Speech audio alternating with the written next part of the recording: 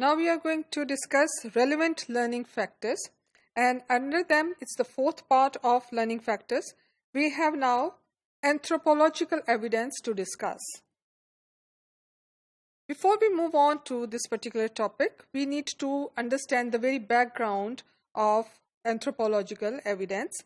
A critical period hypothesis is the basic background, which is a process or a period whereby the determination of a specific period of acquiring, or it is related to age factor, whereby a certain period is defined beyond which the acquisition of any language, especially second language, becomes very difficult. So critical period hypothesis is a biologically determined period of life beyond which time language is increasingly difficult to acquire. So initially, critical period hypothesis was concerned with the first language acquisition only, but later on the researches have been conducted in this particular area, and now the shift is towards the understanding of second language acquisition, that whether this critical period hypothesis fits for second language acquisition as well. Recent researches focus on this aspect, and critical point for SLA occurs around puberty. That is what the hypothesis is, and that beyond it, people seem to be relatively incapable of acquiring a second language. Lateralization of the brain was thought to be key to learning a language.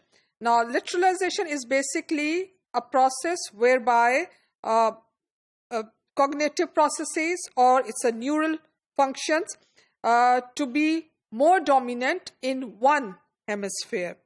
As the human brain matures, certain functions are assigned or lateralized to the left hemisphere of the brain, and those functions are intellectual, logical, and analytic functions, and certain other functions to the right hemisphere, and those functions are emotional as well as social needs-based functions. Language functions appear to be controlled mainly in the left hemisphere.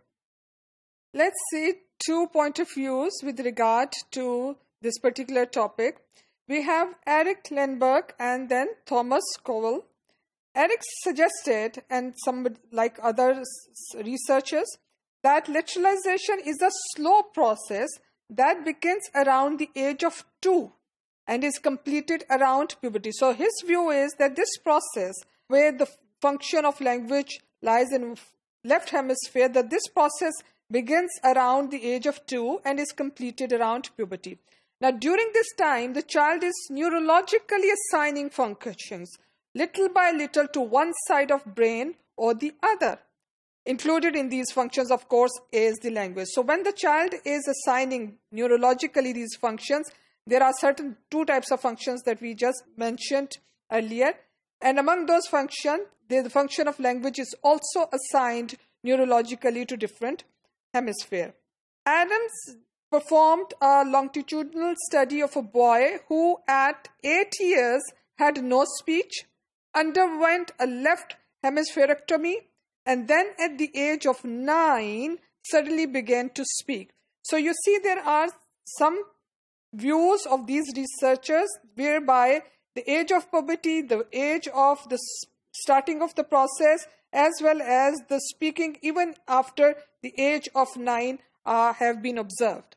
Thomas Cowell proposed a relationship between lateralization and second language acquisition. He suggested that the plasticity of the brain prior to puberty enables children to acquire not only their first language but also second language, and that possibly it is the process of lateralization that makes it difficult for people to be able to ever again so easily or to easily acquire fluent control of second language.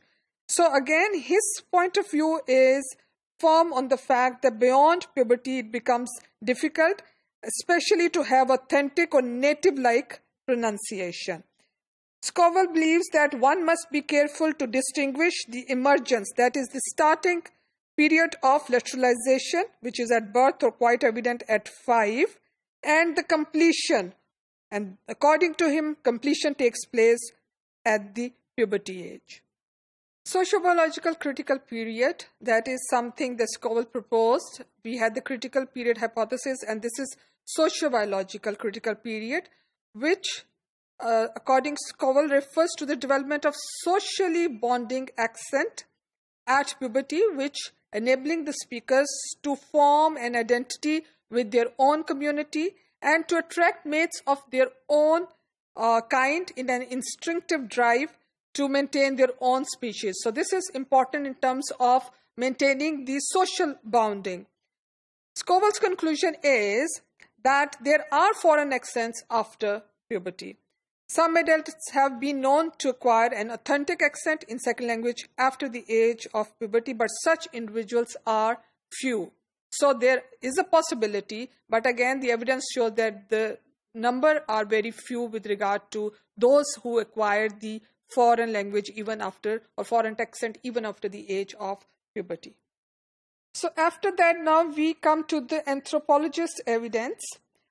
Anthropologist Jane Hill provided a response to Scoville's study by citing anthropological research on Western societies that yielded evidence that adults can, in normal course of their life, acquire second languages perfectly. In second language in adulthood was reported by Sorensen, who studied the Tucano culture of South America.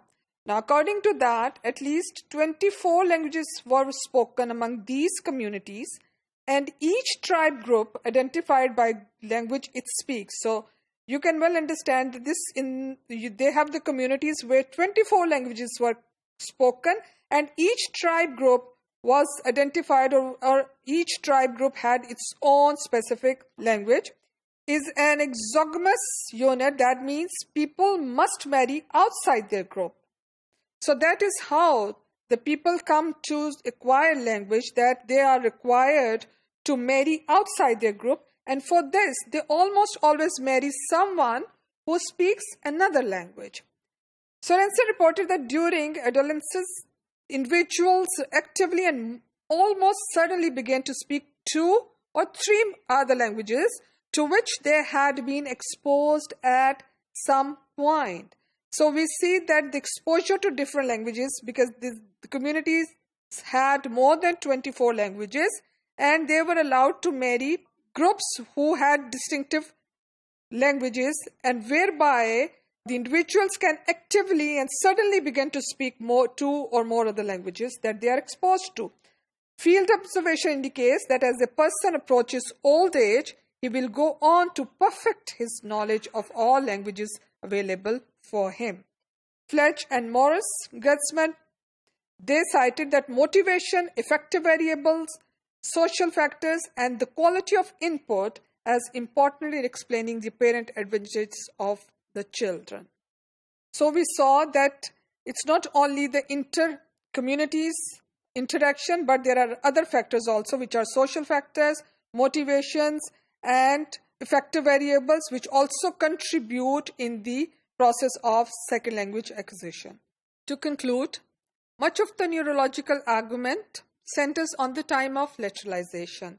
While Lenberg argued that lateralization is complete at the time of around puberty, Scoville prefers the distinguishing between the emergence, which is the starting point, as well as the completion point of puberty.